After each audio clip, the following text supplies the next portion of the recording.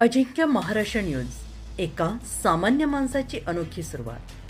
संपादक संतोषजी लांडे. पाहुयात काही ठळक आणि महत्त्वाच्या घडामोडी. सवना येथील ग्रामस्थांनी जिल्हा परिषद माध्यमिक आणि उच्च माध्यमिक प्राथमिक शाळेला ठोकलं कुलूप.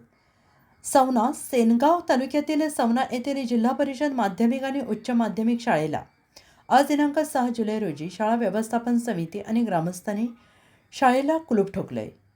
विद्यार्थी गेले गेटवरून परत घरी. उपस्थित शिक्षकांना ताटकळत गेटवर उभं राहावं लागलं. सवना येथील जिल्हा परिषद माध्यमिक शाळा आणि उच्च प्राथमिक शाळेला गेल्या 2 वर्षापासून शिक्षक नसल्यामुळे शाळा व्यवस्थापन समिती ग्रामस्थ वारंवार शिक्षण विभागाला निवेदनं देऊन विनंती करत असतात.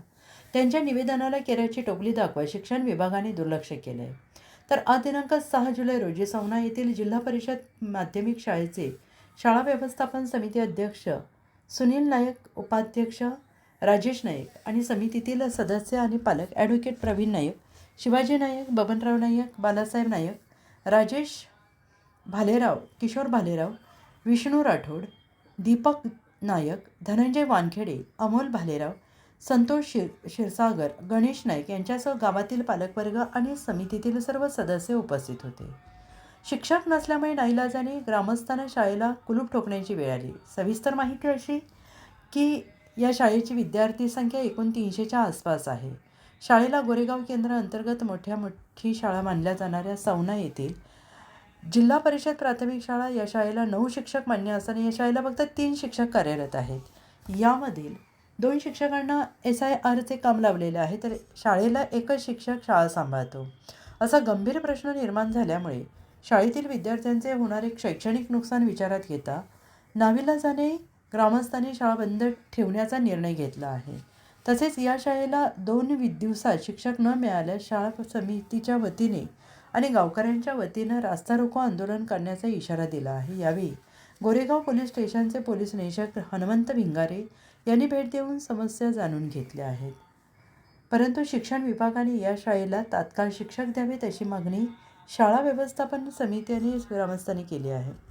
अजिंक्य महाराष्ट्र न्यूजसोबत सिकंदर पठाण, सेनगाव, हिंगोली. या जिल्हा परिषदमध्ये माझी मुलगी इयत्ता 9वीमध्ये शिकत आहे. बरेच दिवस झाले, समजा 2 वर्ष झाले या जिल्हा परिषदमध्ये एकही शिक्षक नाही. म्हणजे 2 शिक्षक आहेत, बाकीचे 9 पद आहेत. त्यापैकी 3 शिक्षक या ठिकाणी 2 वर्ष झाली सतत येत आहेत. बाकीचे 7 शिक्षक अद्यापही या शाळेला मिळालेले नाही. त्याकरता शासनाने या जिल्हा परिषदेची दखल घेऊन या ठिकाणी 2 दिवसाच्या आत जर शिक्षक रुजू नाही केले तर या ठिकाणी सर्व पालक लोक ही शाळा ठोकलेलं आहे आजच. त्यानंतर सगळ्या टिशा वगैरे सगळ्या बाहेर जाणार आहेत. त्यानंतर या शाळेचं खाजगीकरण होण्याची प्रयत्न या शासनाने चालू केलेले आहेत. त्याबद्दल सर्व समस्त गावकरी मंडळी यांनी तुम्ही जर शिक्षक न आल्यामुळं तुमची मुलगी किती दिवस शाळेत ठेवणार? 2 दिवसाच्या नंतर आमची मुलगी या शाळेतून बाहेर जाण्याचा मार्ग स्वीकार. आज या ठिकाणी आमच्या इथली जिल्हा परिषद शाळा सवना इथे अनेक दिवसापासून शिक्षकांची रिक्त पदे आहेत.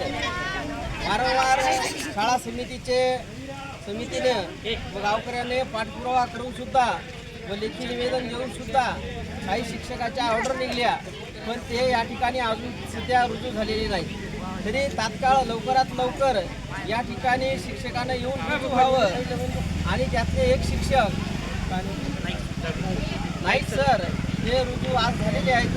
राहिलेल्या शिक्षकांनी लवकरात लवकर या ठिकाणी रुजू व्हावं आणि रिक्त झालेल्या ज्या जागा आहेत त्या भरून काढाव्या, जेणेकरून या जिल्हा परिषदेच्या शाळेत गोरगरिबांचे जे काही लेकरं आहेत ती शिक्षण घेतात आणि त्यांचं जे काही शैक्षणिक नुकसान होत आहे याला सर्वस्वी शिक्षण विभाग जबाबदार धरले जाईल. आणि येत्या काळात लवकरात लवकर जर ही रिक्त पदे भरले नाहीत तर एक मोठं आंदोलन छेडण्यात येईल असा इशारा आमच्या समस्त गावकरी मंडळीच्या वतीने देण्यात येत आहे.